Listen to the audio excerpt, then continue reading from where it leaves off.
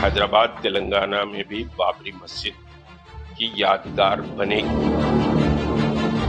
बाबर के नाम से किसी को परेशान होने की जरूरत नहीं है। हो सकता है कि कोई लोकल का नाम बाबर हो,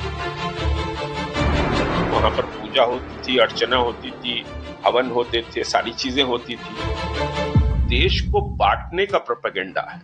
पश्चिम बंगाल के मुर्शिदाबाद में टीएमसी से निलंबित विधायक हुमायूं कबीर ने 6 दिसंबर यानी अयोध्या में बाबरी मस्जिद विध्वंस की 33वीं बरसी पर बाबरी मस्जिद के नाम से एक मस्जिद की नींव रखी। यह कदम राजनीतिक और सामाजिक स्तर पर चर्चा का विषय बना हुआ है।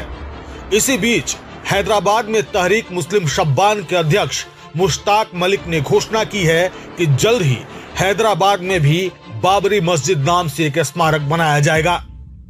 मलिक ने कहा कि बाबरी मस्जिद विध्वंस की 33वीं बरसी के मद्देनजर हैदराबाद की एक मस्जिद में सार्वजनिक बैठक आयोजित की गई। उसी बैठक में यह निर्णय हुआ कि ग्रेटर हैदराबाद में भी बाबरी मस्जिद का एक स्मारक बनाया जाएगा। मुश्ताक मलिक ने आगे कहा कि बाबर के नाम पर विवाद अनावश्यक है और इसे राजनीतिक प्रचार बनाया गया है। उन्होंने यह भी दावा किया कि बाबर के नाम से किसी को परेशान नहीं होना चाहिए। कोई प्रमाण नहीं है कि अयोध्या में बनी मस्जिद के लिए बाबर की ओर से कोई राजस्व भेजा गया था। संभव है कि उस समय किसी स्थानीय व्यक्ति का नाम बाबर रहा हो। आगे आप खुद सुनिए कि मौलाना मुश्ताक मलिक ने और क्या कहा। हमने ये डिसाइड किया कि हैदराबाद तेलंगाना में भी बाबरी मस्जिद की यादगार बनेगी और उस सिलसिले में बहरहाल ग्रेटर हैदराबाद के जुरिडिक्शन में बाबरी मस्जिद यादगार बनेगी और उसके साथ समझिए कि कुछ वेलफेयर के इंस्टीट्यूशंस भी उसमें बनेंगे और इस सिलसिले में हम बहुत जल्द डिक्लेयर करेंगे कि कैसे कैसे ये रहेगा और कब तक समझिए कि हम इसका फाउंडेशन स्टोन रखेंगे। और बाबर के नाम से किसी को परेशान होने की जरूरत नहीं है। अयोध्या में जो बाबरी मस्जिद है उसका कोई एविडेंस नहीं था कि बाबर की तरफ से कोई रेवेन्यू उस मस्जिद को बनाने के लिए आया था।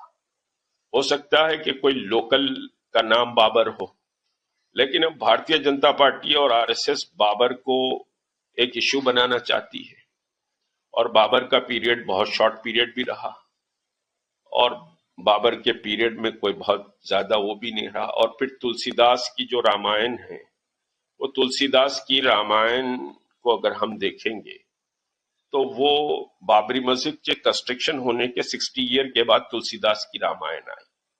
उस रामायण में कोई जिक्र ऐसे नहीं है कि बाबर की बर्थ प्लेस राम मंदिर थी और राम मंदिर को तोड़कर हमारे राम की समझिए के साथ बर्थ प्लेस पर राम मंदिर थी, उसको बाबर ने तोड़कर बाबरी मस्जिद बनाई है। ऐसी कोई बात रामायण में नहीं है और वो 60 ईयर के बाद है। फिर हम देखेंगे कि बाबर का पीरियड शॉर्ट रहा, उसके बाद हुमायूं का रहा, उसके बाद अकबर का रहा। अकबर के महल में तो पूजा पाठ होती थी, जोधाबाई अकबर के महल में थी, वहां पर पूजा होती थी, अर्चना होती थी, हवन होते थे, सारी चीजें होती थी। तो उस वक्त तुलसीदास जी भी जिंदा थे अकबर के पीरियड में। तुलसीदास जी अकबर को बोल सकते थे, मान सिंह उस वक्त चीफ ऑफ आर्मी था, बोल सकते थे कि भाई ये समझिए कि रामचंद्र जी के पैदा होने की जगह को तोड़कर मंदिर बनाया गया है। ऐसी कोई बात तुलसीदास की रामायण में नहीं आती है। तो ये एक पॉलिटिकल समझिए कि प्रोपेगेंडा और देश को बांटने का प्रोपेगेंडा है।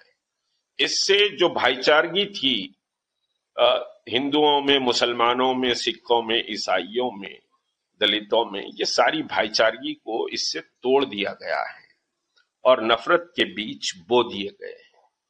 एक बात और आपको कहूं कि जब भी फाउंडेशन स्टोन होगा तो उसमें ये सब धर्म के लोग इसमें रहेंगे।